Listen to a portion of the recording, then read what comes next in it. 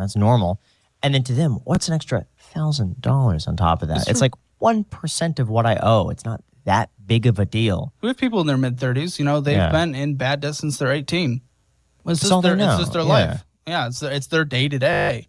We had one dude, and we filmed a couple days ago, and he can't sleep at night because of his debt. Like, he literally cannot sleep like half the nights because he's just stressing about the debt. So he's finally starting to wake up to how bad it is. But until he was educated and realized how bad that debt was, it was just every day for him. All right, guys. Caleb Hammer just exposed the brutal truth about why most people will never be rich on Iced Coffee Hour podcast. And it's not what you think. We're talking toxic money habits, delusional spending, the exact mindset that keeps people broke forever. This conversation gets brutally honest and completely eye-opening to the audience. Subscribe now to Debt Disaster Daily for more financial truth. Let's jump in. And what do you think is holding most people back?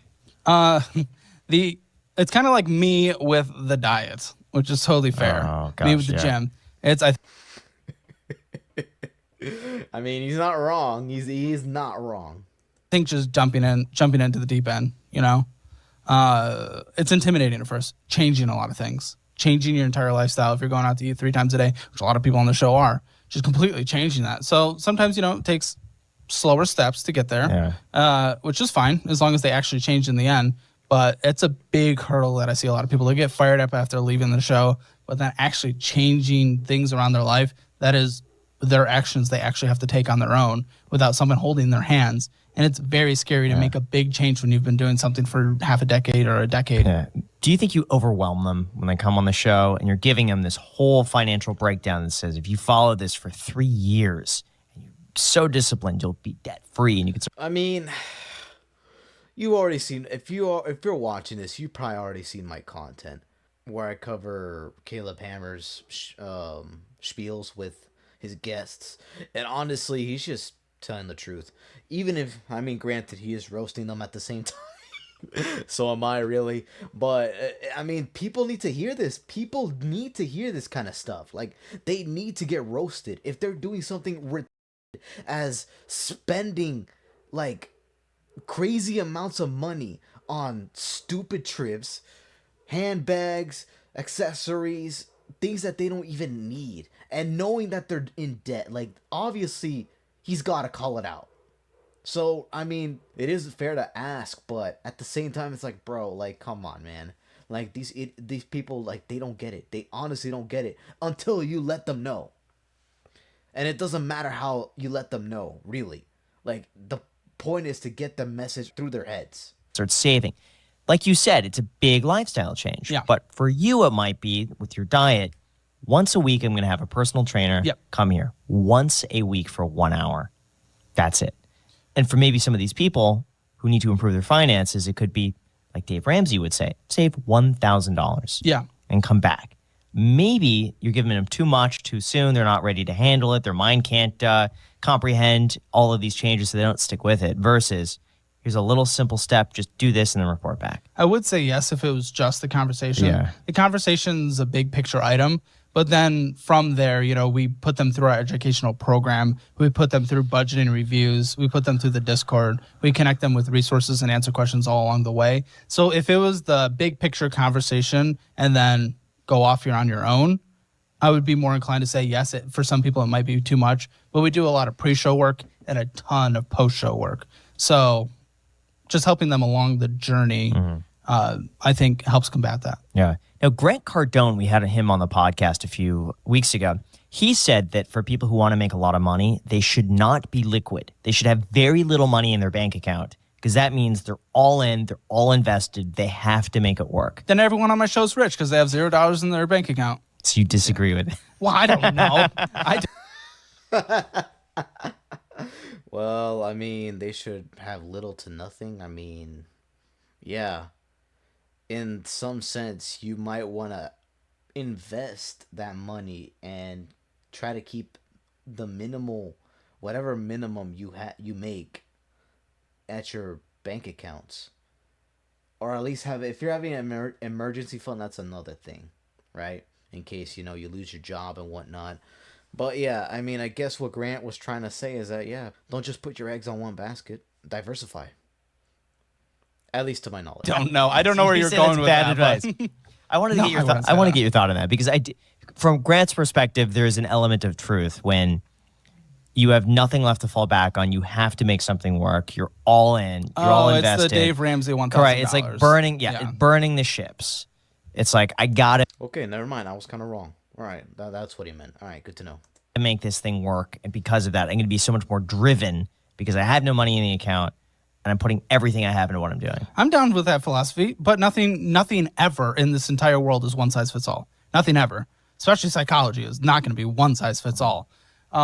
So for some people, yeah, that might work. For some people, seeing that they're just so close to falling off, we've had them on the show. They're so close to just falling off the deep end. They're just like, I don't even care anymore. I don't even care. It's just happening. I can declare bankruptcy if I need to. And I'm $1,000 away. Doesn't even matter. Yeah. We're already there. So for some people, it's going to be different for everyone.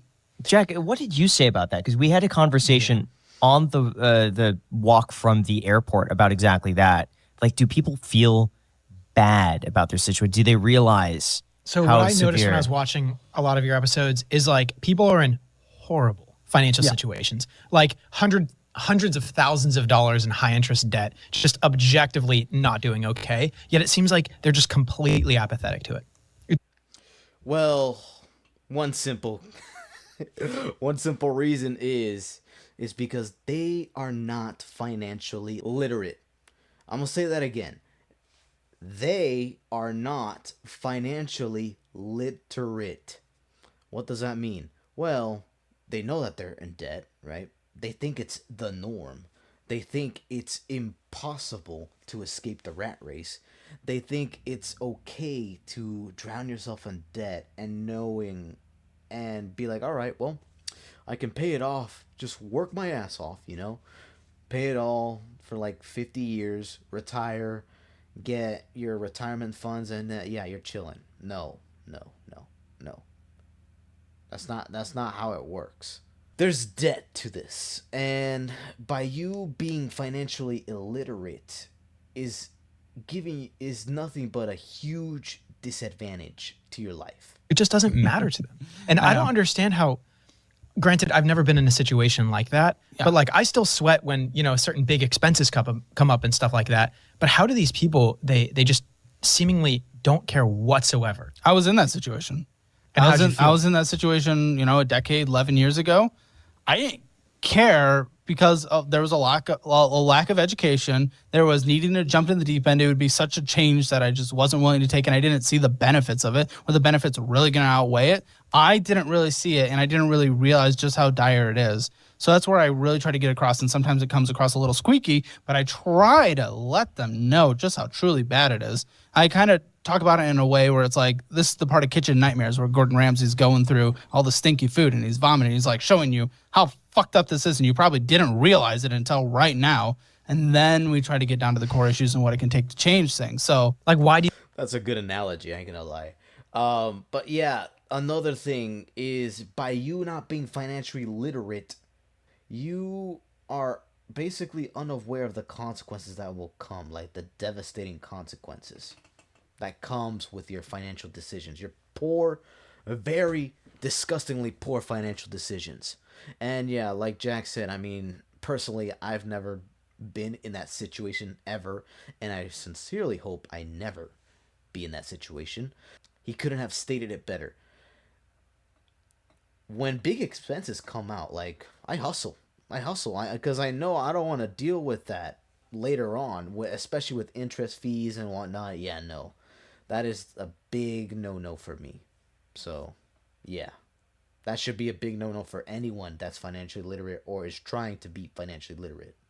Do you think people are just so apathetic towards it? Like, you're literally telling them, oh, you have over $100,000 in high interest debt. And they're like, yeah. See, I said that people are just used to it at that point. Like $100,000 to them is normal. It doesn't seem unreasonable because they've already experienced it. So they're experiencing, oh, that's normal. And then to them, what's an extra $1,000 on top of that? It's like 1% of what I owe. It's not that big of a deal. We have people in their mid-30s, they've been in bad debt since they're 18. It's just their life. Yeah, it's their day-to-day. We had one dude, and we filmed a couple days ago, and he can't sleep at night because of his debt. Like, he literally cannot sleep like half the nights because he's just stressing about the debt. So he's finally starting to wake up to how bad it is. But until he was educated and realized how bad that debt was, it was just every day for him. Yeah. Just building up more debt. Doesn't matter. That's what I did the day before. It's just normal. It's a part of American culture. So my parents told me I could do. Yeah. What's crazy is that I read something about the hedonic treadmill that said you adjust to whatever situation you're in within about 6 months. So lottery winners will feel about normal again 6 months from the time they win. Same thing like people who, are... Again, this ties back to financial literacy. Yes, what would happen if some normal W-2 employee wins the lottery ticket, right? What happens if they win, like, let's say, $5 million? Well, they're gonna blow it all off, for sure. Like the retards that they are. I'm sorry to say, but it's the truth.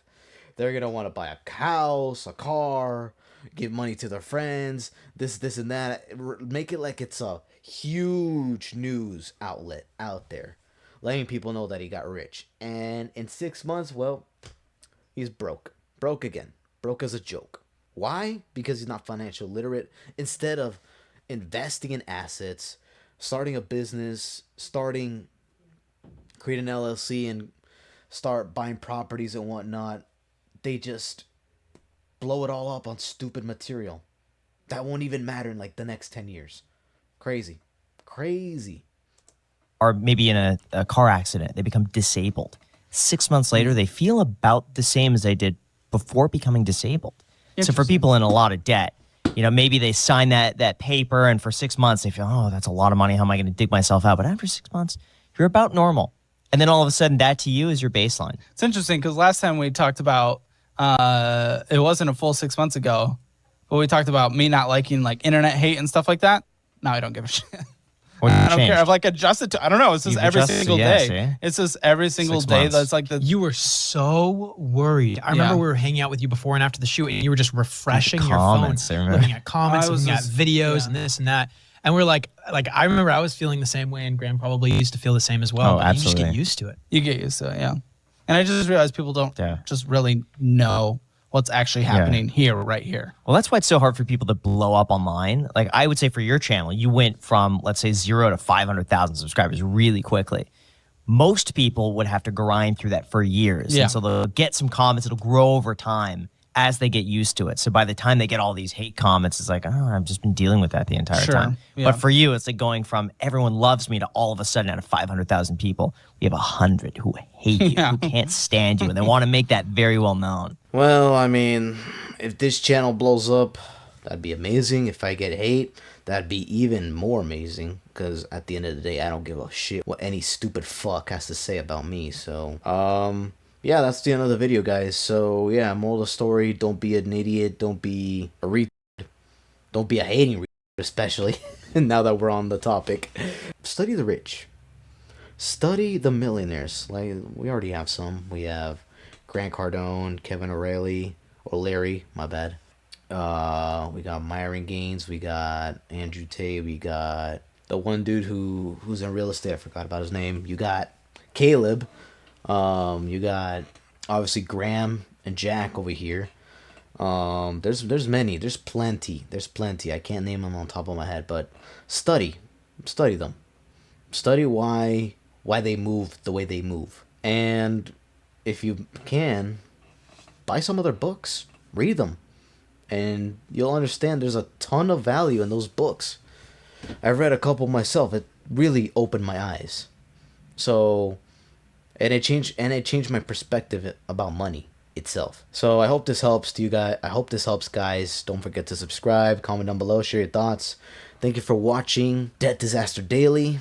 We will see you later. We're out.